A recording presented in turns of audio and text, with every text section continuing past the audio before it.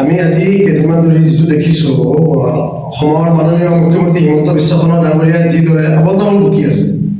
আজি কৈ আছে আমি মিয়া মুছলমানৰ নাম কাটিব দিছোঁ। মিয়া মুছলমানৰ নাম কিয় কাটিব? মিয়া মুছলমান কি ভাৰতীয় নাগৰিক নহয় নেকি? মিয়া মুছলমান কি অসমীয়া নহয় নেকি? আজি চাওক, এছআৰৰ জৰিয়তে ভোটাৰ লিষ্ট সংশোধনী কৰিবলৈ গৈ পেলাই বিজেপি চৰকাৰখনে যি ষড়যন্ত্ৰ কৰি আছে, এই মুছলমানক ভোটাৰ লিষ্টৰ পৰা নাম কাটি বিদেশী বনোৱাৰ ক্ষেত্ৰত যি এটা ষড়যন্ত্ৰ কৰি আছে, তো দুৰ্ভাগ্যজনক কথা আমি গৰিহণা দিছোঁ। আজি চাওক, যিমানবোৰ উচ্ছেদ হৈছে, উচ্ছেদ হওক, আমাৰ উচ্ছেদৰ প্ৰতি পূৰ্ণ সমৰ্থন আছে। চৰকাৰী ভূমি চৰকাৰে বেদখল মুক্ত কৰক।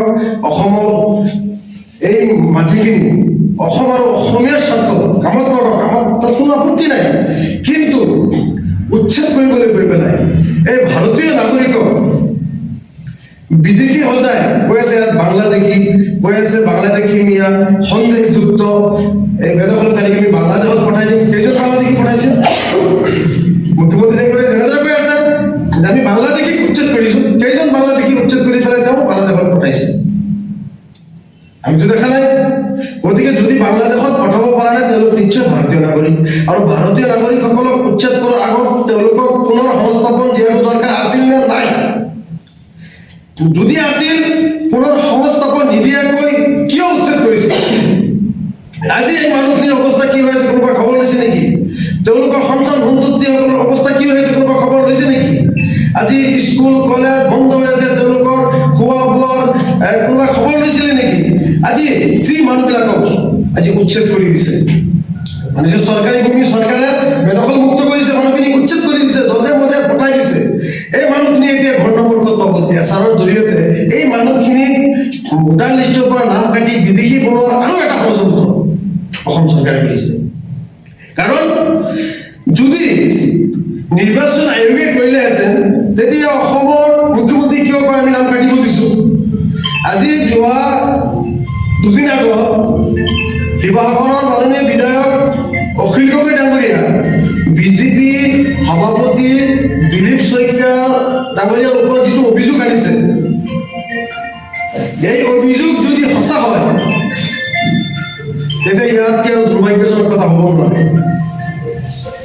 যদি দিলীপ শইকীয়া ডাঙৰীয়া এনেধৰণৰ কথা কোৱা নাই ভিডিঅ' কনফাৰেন্সৰ জৰিয়তে যে বিজেপিৰ মানুহখিনি ৰাখি বাকীবোৰৰ নাম কাটি দিব লাগে ভোটাৰ লিষ্টৰ পৰা, যদি এনেধৰণৰ কোনো কথা কোৱা নাই, তেওঁলোকে অখিল গগৈৰ ওপৰত একশ্যন কিয় নলয়? FIR কিয় নিদিয়ে? অখিল গগৈ ডাঙৰীয়াটো বাৰে বাৰে চিঞৰি আছে, বাৰে বাৰে কৈ আছে। গতিকে এনেধৰণৰ কৰ্মকাণ্ড কেতিয়াও এই অসমখন শক্তিশালী কৰিব নোৱাৰে। এই শংকৰাজনৰ দেশত আমি যেনেধৰণৰ সাংবিধানিক মিলাপ্ৰীতিৰে আমি আছিলোঁ, এই মিলাপ্ৰীতি বিনষ্ট কৰিবলৈ কাৰণে সাম্প্ৰদায়িক শক্তি, সাম্প্ৰদায়িক দল বিজেপিয়ে যেনেদৰে উঠিবলৈ লাগিছে, আমি গৰিহণা দিছোঁ। আজি মুখ্যমন্ত্ৰী ডাঙৰীয়াই কৈ আছে যে নিৰ্বাচনৰ প্ৰাক মুহূৰ্তত মাৰপিট হ'বই, ধ্বংসপ্ৰচাৰ হ'বই। এইটো কেনেধৰণৰ কথা? এজন সন্মানীয় মুখ্যমন্ত্ৰী সাংবিধানিক পদত থাকি পেলাই অসাংবিধানিক কথাবোৰ কেতিয়াও গ্ৰহণযোগ্য হ'ব নোৱাৰে। এনেধৰণৰ কথা কেতিয়াও হ'ব নাপায়। মুখ্যমন্ত্ৰীয়ে যদি তেওঁৰ যিটো গৃহ বিভাগ তেওঁ কণ্ট্ৰলত ৰাখিব নোৱাৰে, তেওঁ গৃহ বিভাগৰ পৰা পদত্যাগ কৰি দিলেই হ'ল। মুখ্যমন্ত্ৰী যেতিয়া নিজে কৈ আছে যে মাৰপিট হুলস্থুল হ'বই, এইটো কেনেধৰণৰ কথা? মই আজিলৈকে এনেকুৱা মুখ্যমন্ত্ৰী অসমত দেখা নাই যে মুখ্যমন্ত্ৰীয়ে ডাইৰেক্ট কৈ আছে মাৰপিট হ'বই। আজি চাওক, যোৱা দুদিন ধৰি কোকৰাঝাৰৰ যিটো অৱস্থা হৈছে, যিটো সংঘৰ্ষ আজি আপোনাৰ সাম্প্ৰদায়িক সংঘৰ্ষ তাত লাগিছে, মইতো আগতে কৈছিলোঁ BTC নিৰ্বাচনৰ প্ৰাক মুহূৰ্তত আমি ধৰ্মীয় সংখ্যালঘু ভাইসকলক মই আহ্বান কৰিছিলোঁ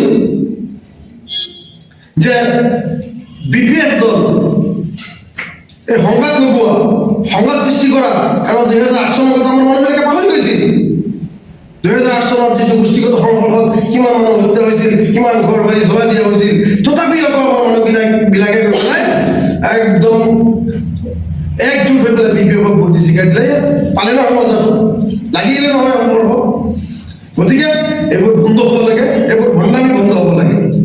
যি দলে এই মিলা প্ৰীতি বিনষ্ট কৰিব বিচাৰে ৰাজনীতি ভাই সকলোৰে অধিকাৰ আছে সকলোৱে কৰক প্ৰত্যেক দলৰে নীতি আদৰ্শ আছে বিজেপি দলৰ এইটো নীতি নেকি যে এটা জাতি শেষ কৰি পেলাই আৰু এটা জাতিক ডেভেলপ কৰা তেওঁলোকে ইলেকশ্যনৰ আগত কৈছিল सबका साथ सबका विकास और सबका विश्वास कोई भूट লৈ পেলাই গাড়ী দখল কৰি সংবিধানৰ শপত গাই পেলাই এনেধৰণৰ বক্তব্য দিয়া এটা জাতিক নিক্ষেপ কৰাৰ যিটো ষড়যন্ত্ৰ আমি কেতিয়াও মানি ল'ব নোৱাৰো আমি গৰিহণা দিছোঁ মুখ্যমন্ত্ৰী ডাঙৰীয়াক আমি এটা আহ্বান জনাম যি মানুহখিনি উচ্ছেদ হৈছে তেওঁলোকক পুনৰ সংস্থাপন দিয়ক তেওঁলোক ভাৰতীয় নাগৰিক হয় সংস্থাপন দি পেলাই তেওঁলোকে ভোট ক'ত দিব যিহেতু নিৰ্বাচন চমু চাপিছে এতিয়া এছাৰ কৰি আছে আপোনাৰ বিয়লবিলাকক যদি অৰ্ডাৰ দি দিয়ে যে বিয়লবিলাকক মিয়া মুছলমানৰ নাম কাটিবলৈ কাৰণে তেতিয়াহ'লে বিয়লবিলাক কি কৰিব কাটিবই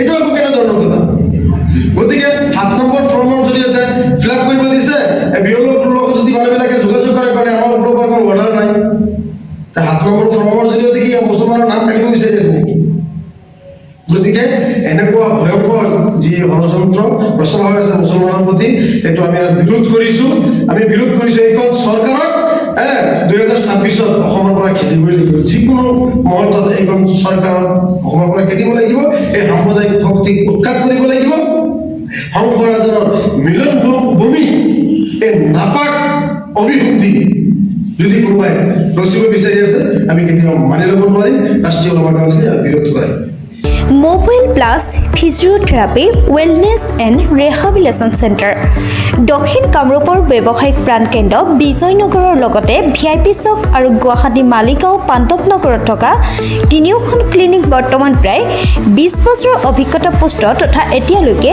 প্ৰায় 40,000 ৰোগীক সুস্থ কৰি তোলা ডক্টৰ পল্লৱীনাথৰ তত্ত্বাৱধানত চলি আছে এই ফিজিওথেৰাপি চেণ্টাৰ তিনিটাত বৰ্তমান অভিজ্ঞ ডক্টৰৰ দ্বাৰা যিকোনো জটিল ফিজিওথেৰাপি চিকিৎসাৰ লগতে যিকোনো ৰোগীৰ ঘৰলৈ গৈ চিকিৎসা সেৱাৰ সুব্যৱস্থাও ৰাখিছে